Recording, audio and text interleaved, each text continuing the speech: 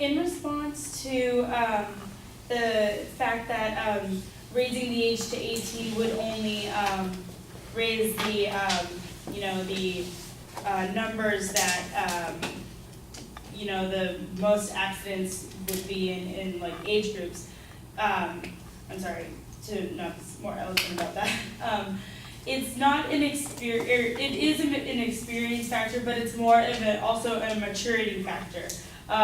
The Department of Motor Vehicles, their statistics and figures tell us directly 35% of all fatal crashes involving drivers under 18 involve drivers driving at unsafe speeds. The next highest percent of is 24% attributed to drivers driving drunk.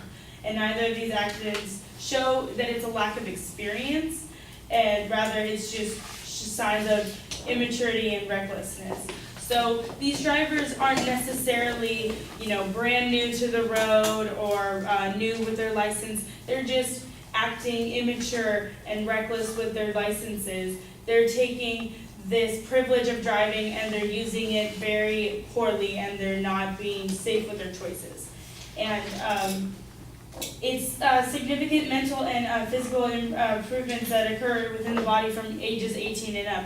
While the brain, yes, it does take 25 to 30, or ages 25 to 30 to fully develop and come together, it is a significant gap between 16 and 18-year-olds that the development does occur.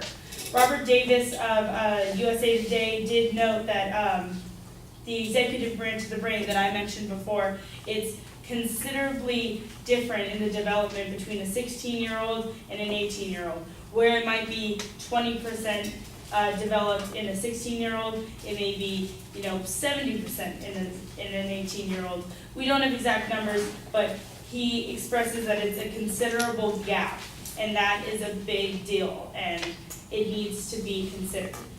And as far as the texting while driving statistics go, according to textinganddrivingsafety.com, which is a website dedicated to noting or to spreading awareness of the dangers of this new technology at the wheel.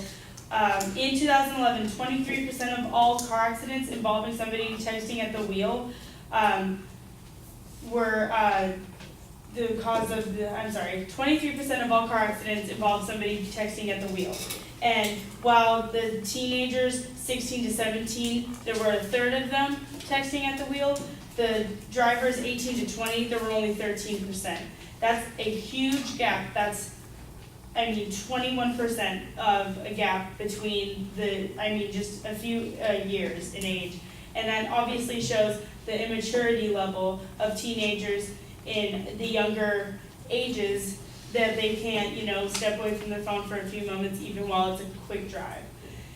And as far as teenagers or drivers not being able to get to work and the benefits, not letting, or them not being able to get to work, it shows that students are actually burdened academically by jobs in high school or their early stages of college. The University of Washington's sociology master's thesis, employment during high school, said that in a study done by the psychology PhD Lawrence Steinberg, he found that employed high school students' GPAs suffered greatly while controlled, even when controlling the gender and socioeconomic backgrounds.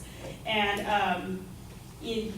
this was even this even contributed to